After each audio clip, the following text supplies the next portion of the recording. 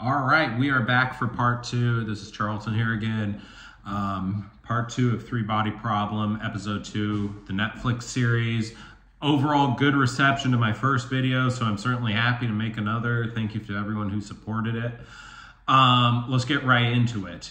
So, as one of the comments on the last video said, excited to see what your response to video 2 will be, because they thought it was a much better episode, and I agree. I mean, I gave the first episode a 7 out of 10. This second one, I would come in and give it a 9 out of 10. I know that may seem like too high of a score for a series which clearly has flaws, but I thought this episode was really well done. Now, if you're afraid I'm not going to be critical of it anymore, don't you worry. I got a lot of commentary on it ahead.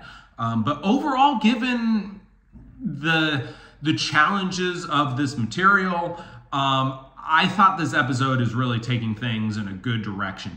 Whether they're going to be able to tie it all in together, I'm still doubtful. So first thing, big comment on the overall type of story that the Netflix version is trying to tell.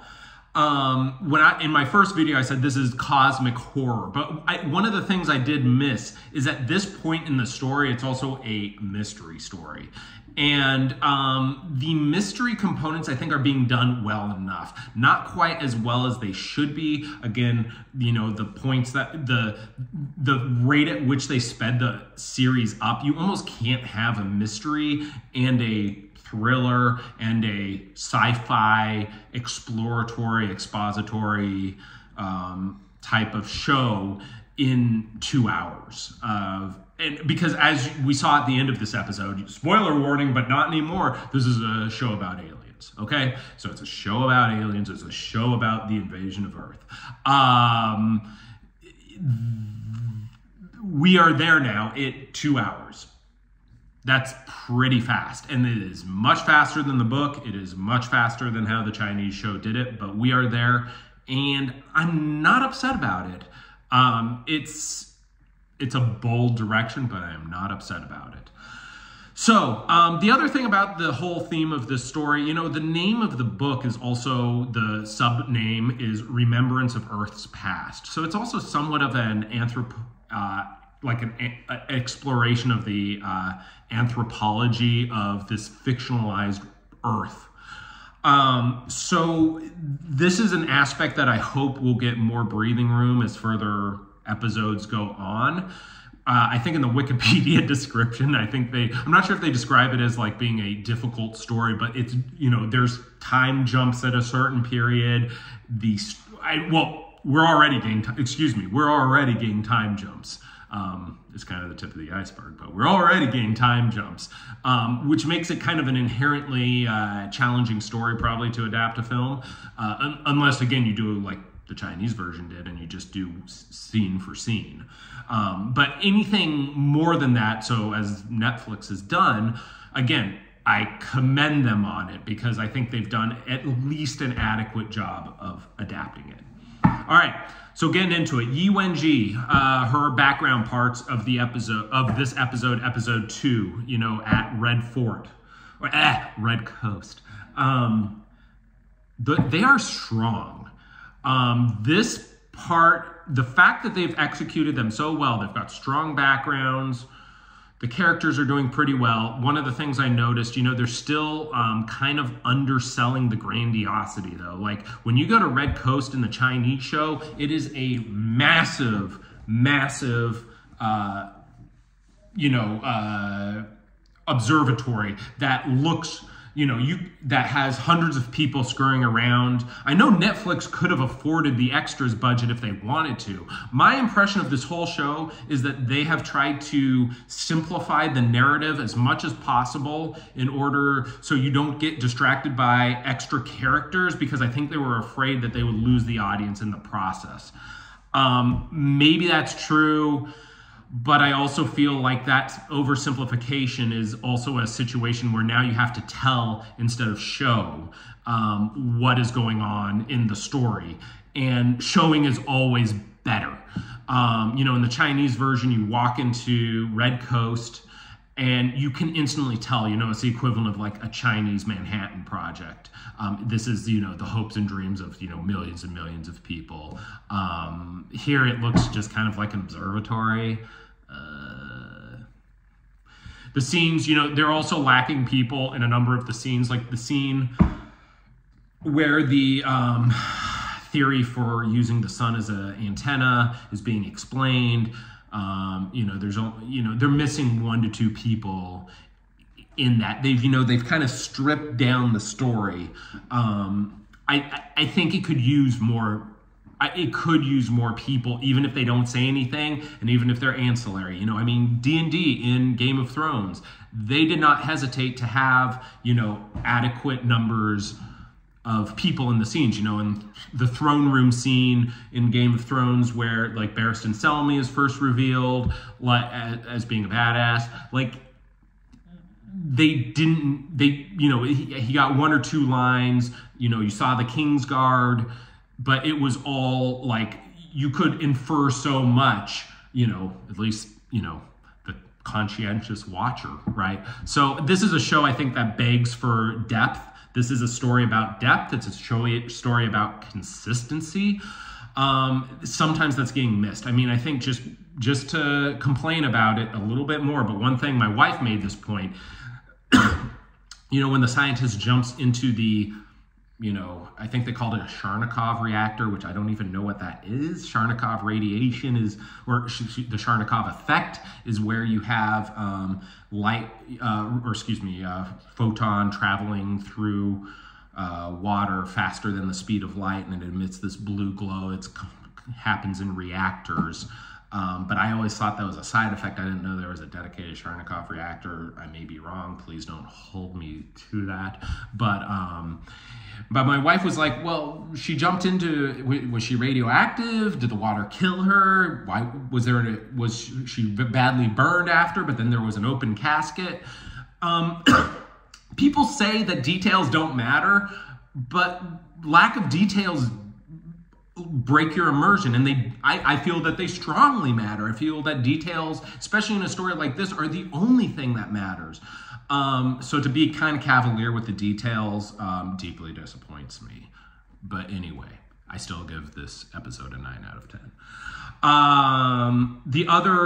So one of the things is that where the show loses maybe just a smidge is the book and the Chinese version are a lot more quantitative as opposed to qualitative, okay? So for example, when Yi Wenji targets the sun in this, she lines up a reticule.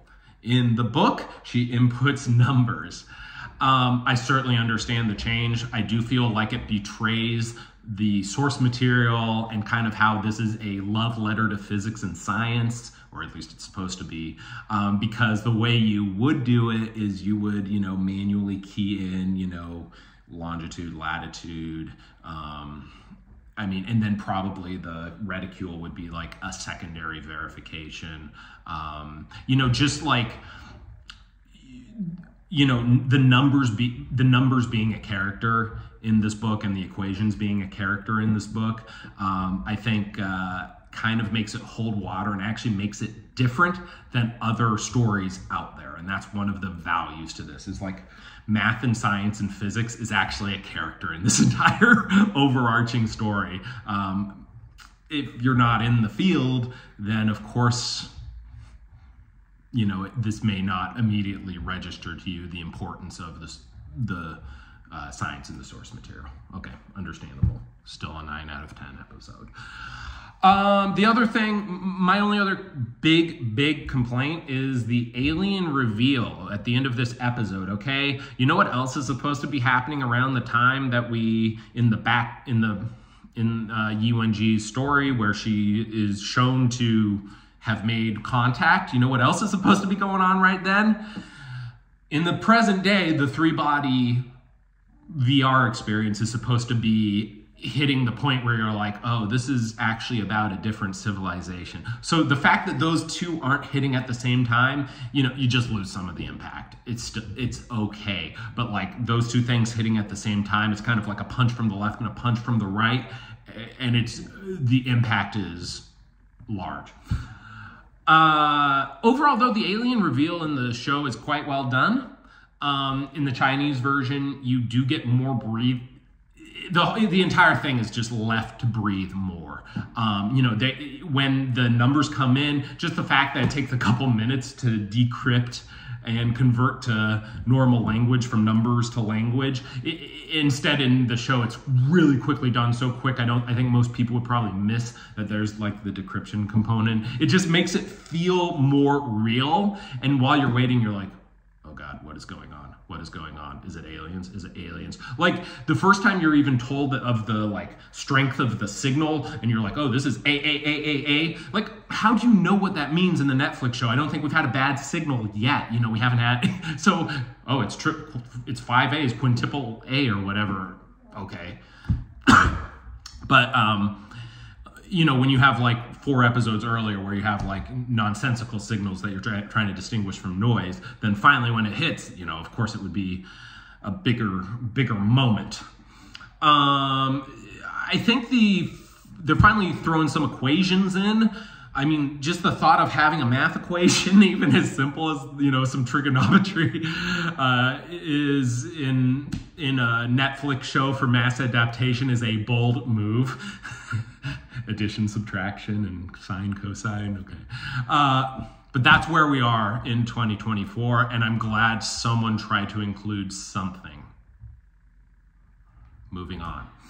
There are more equations that could be added. Hopefully they do.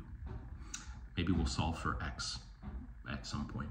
I think they really did a good job in condensing the story of kind of the communist, the Cultural Revolution, with Yi reuniting with her father's killer. I thought that was really well done. There's an entire point that they needed to get across that I thought they got across. In the book, it takes much longer to get the point across. Kind of that the country has moved on. Nothing is going to be the same. No wrongs will be righted. There is no atonement, essentially. That's something that just to be honest, in the Netflix series, there was not time to get it across. So the fact that they nailed it with a poignant, well-acted scene in a couple minutes, I commend them for it. Okay, back to problems. The Oxford Five just continues to be a source of problems, but they're starting to kind of come into their own. The thing from this episode, and again, Augie, my apologies in advance and with all due respect, but she's just giving off major Elizabeth Holmes vibes in this episode. I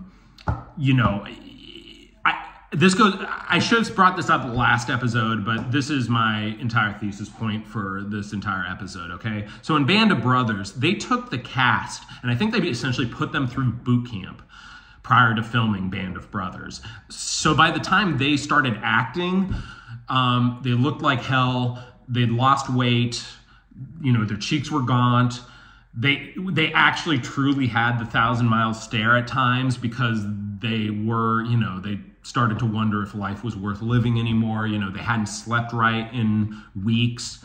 And that's probably why when people look back on that show, they're like, oh yeah, no, that captured World War II as good as anything. Saving Private Ryan, of course, is included in that conversation. I think they needed to take all those actors and put them through a physics boot camp, because these people look too good. They don't act like they have doubts in their own confidence that anyone in the sciences pretty much constantly does. They have all their hair. They're using drugs.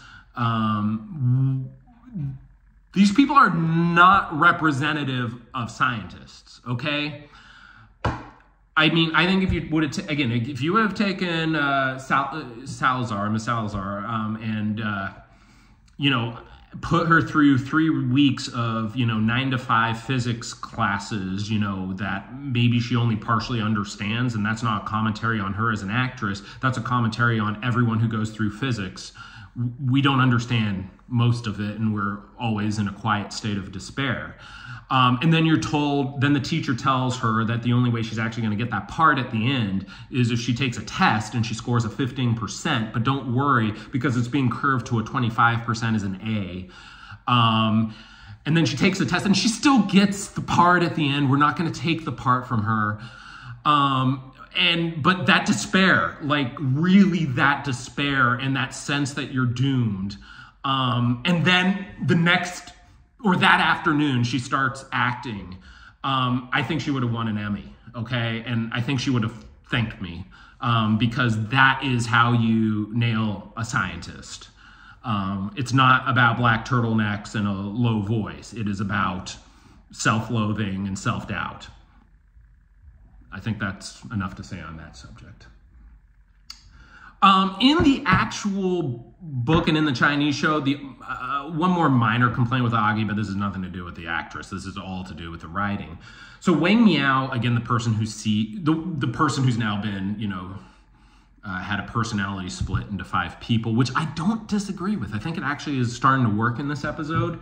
But he's certainly the one who's seeing the countdown. He kind of has a little bit of a comedic, and I was wondering if I should even say this, but really when I look at it, there's almost like a little bit of lightheartedness that contrasts with the doom and dread of, you're either losing your mind or something that defies the laws of physics is going on. I do think that would be good if they introduce that with Auggie. Now, the fact that this person's personality, again, has split, I think it's going on with other characters. Overall, I think it's a win, but there are some losses in the process. Dashi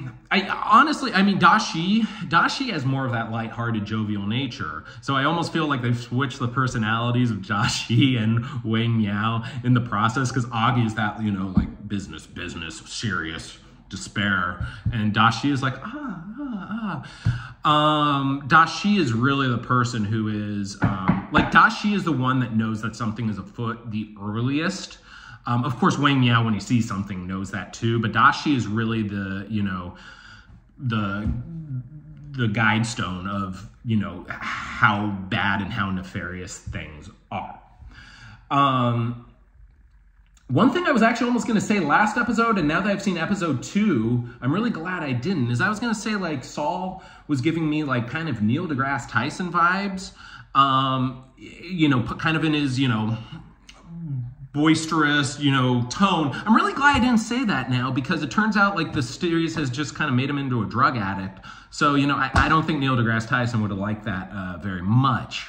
I really wish they would have gone with this. I think there is room in this series for multiple serious characters. They don't need to have them all be, internally, self-loathing and self-defeating. So, yeah, not a good play.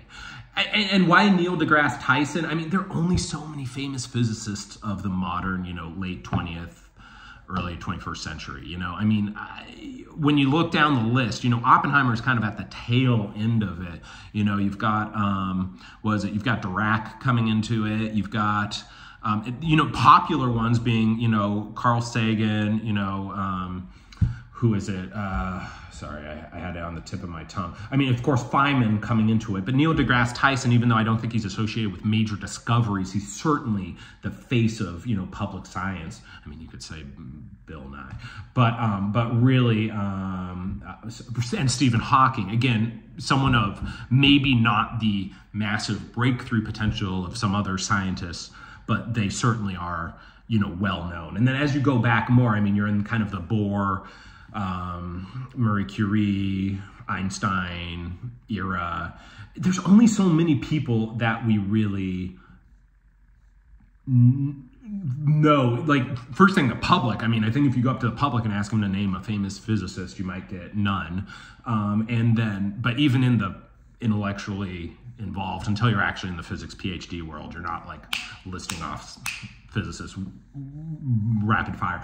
Feynman is certainly someone, I think if they were to have a character that kind of channeled him, and I'm not convinced that they don't yet, so maybe they will. I mean, he's just a fantastic, if you haven't read his works, Feynman is just one of the most, I mean, he's a genius that transcends, you know, kind of bookishness, you know, just an incredible force of the, you know, modern history. So onwards, the story with Will Downing and Jack Rooney is going well, I think. One of the themes of the book was kind of sometimes characters having to overcome themselves. So setting up Will Downing as being a constant underachiever now that he has a terminal illness. That could actually set up a number of ways it synergizes with the book and the core story. I'm not going to say anything more because it would be a major spoiler, but it sets up a lot of potential. But I mean, letting Will Downing and Jack Rooney, two good actors there, just really get a chance to act off of each other is really starting to work. And then, you know, having Jack go into the Three Body Game. I forget her name, I apologize, but the current actress in the Three Body Game and Jack going into Three Body Game, you know, they are doing well. And that kind of takes me to this whole, you know, the whole VR experience. That it is something that I really thought they were going to misfire on. Jin Chang going in.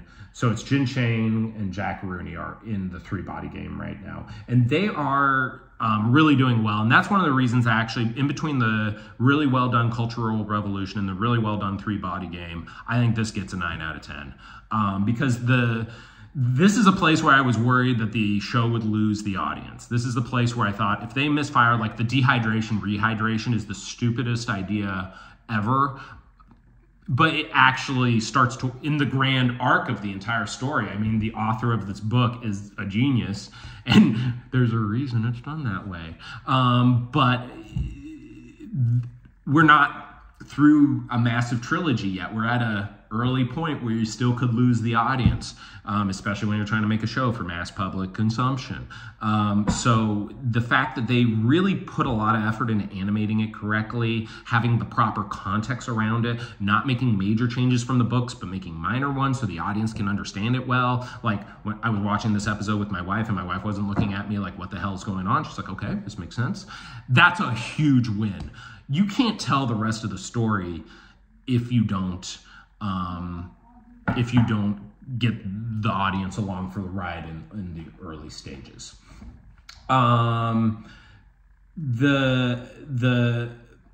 There's one or two points though where they're talking about the science and some of the details that's still lacking. I heard they use the word multiverse at some point in the show. I don't think that was ever used in the books.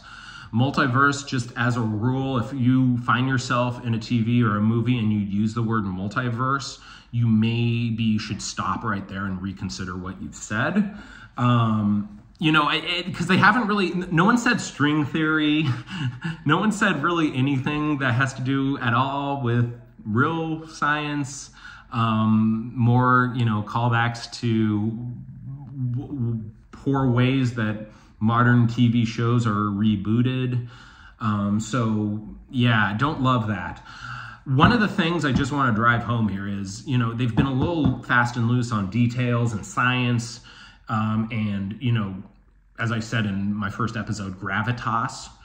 I think they can get away with it with this first book, okay? But if they go into the second book and they're fast and loose, I think they are going to fail. They will fall hard because as we move on in the story, you know, you need to treat this material like, you know, the way that Hunt for Red October treated Tom Clancy's material, you know, faithful to a fault. You know, at the end of it, you know, as they said with Hunt for Red October, you know, the author was being asked, you know, did you get secrets, you know, passed to you from someone that shouldn't have been passing you secrets because it's so accurate? Like, you need that. Like, this story only works. Like, this is the only story in sci-fi that is like just, maybe except for Contact, that is just dedicated to trying to be the most realistic depiction of First Contact. The most realistic depiction. There's hundreds of unrealistic depictions of First Contact out there, but do not betray this, because you have got the IP here that is there's a reason this is lusted after. And China actually was kind of protecting this like a national treasure. I'm actually almost surprised, given everything that's going on, that they allowed Netflix to make a version of it. There's only so many source materials out there like this. Realism, it doesn't have to be gritty, but just realistic and true to itself. Because if you start writing checks that you can't cash down the line, it will be so obvious that there are internal story inconsistencies, and it will be catastrophic. What else? Finally, it's interesting. We finally met the first character from kind of the enemy. I'm not going to say too much more. ETO. If you don't know what that means, great. If you do, you know. That character's growing on me. Yeah, I mean, you have to get across kind of a clandestine fifth column nefariousness without,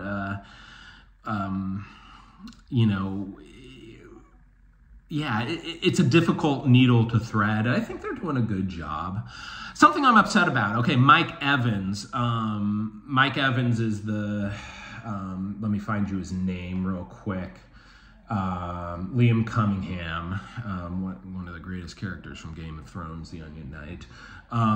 There's something that's not working for me with him, and I've figured it out. He is acting like he's too far advanced, okay? He's acting like he knows exactly what is going on right now when he shouldn't, okay? In the Chinese version and in the book, he is still along for the ride, okay? He is supposed to be somewhat confused still, and Da Shi is kind of pulling him along. They're very much feeding off each other. I know they had to speed things up. We've done 14 hours in 2 hours probably, but that's what's not sitting right with me.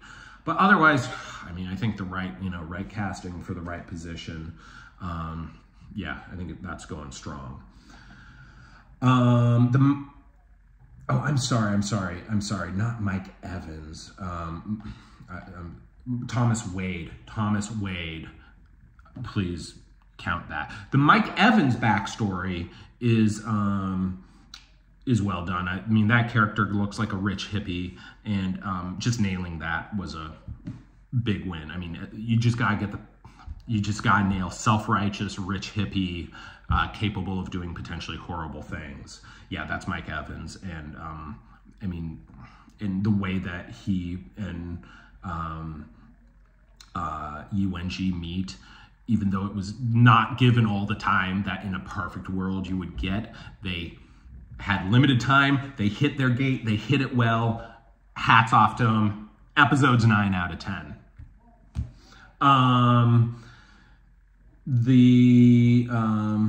So there's a character that's missing that I noticed, Shen Yufei.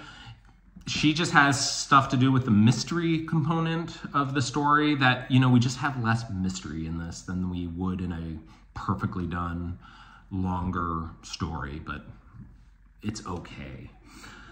One major problem. Okay, so I don't know if anyone notices with Wade, where Da Shi brings in all this like really niche theoretical physics stuff about how like the University of Ohio or something detected the pulse, and how Da Shi is not the person who's supposed to be tying the physics ideas together. You need to separate it. Da Shi does not know shit about physics, okay? Da Shi is not the person who is driving this from a science standpoint. He should be doing nothing of that. He has no role in it.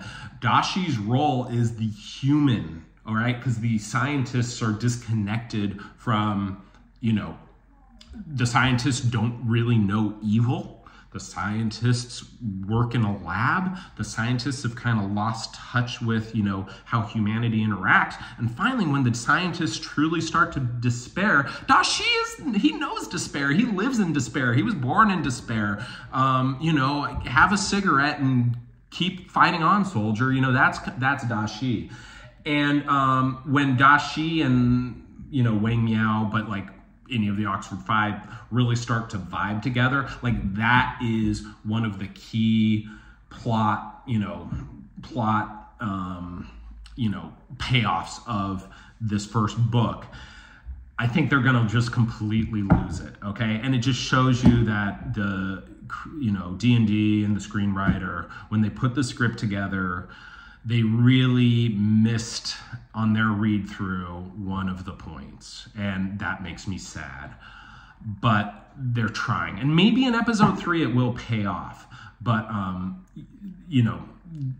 if you don't recognize Dashi, like they clearly recognized it because he got one of the biggest names in casting, right? But you need to support the story with it, because the first, the first story is carried through by Dashi. Ultimately, minor spoiler, ultimately the story goes, the violence goes kinetic at some point. The conflict goes kinetic. Dashi is the one who, when suddenly the scope of the story expands, again, Dashi is the one who will guide you through that, just as the audience needs to be guided, just as the scientists need to be guided. And I feel like he's the most important character. Of course, with the caveat that Yi Wenji is the main character, but she's kind of the antagonist, okay? So very strong character, very well done character, and this series is actually pulling off, I think, really well Yi Wenji. So if she is the most important character in this, they're getting it right. And so I think it's going well. But Dashi is like, what is the whipped cream on the sundae? Like, he is really like, he is what makes the story. With Wang Miao kind of, and the Oxford Five as a stand-on, kind of being the tools to advance the story. The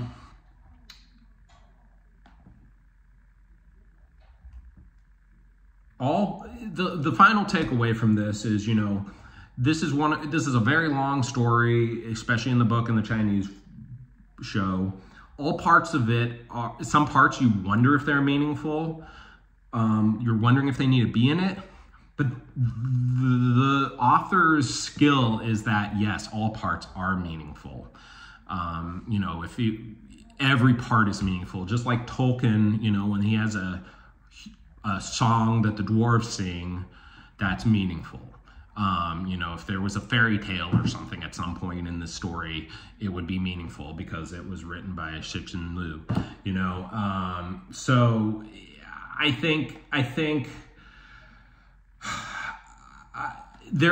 having any part of the story that's not part of the original book should be done very carefully. And having like Saul and Augie have relationship problems, even if it only wastes 4 to 5 minutes, that's like being trapped in a submarine and someone suddenly starts breathing more oxygen and you're like, can you save a little for me, or something like that, right?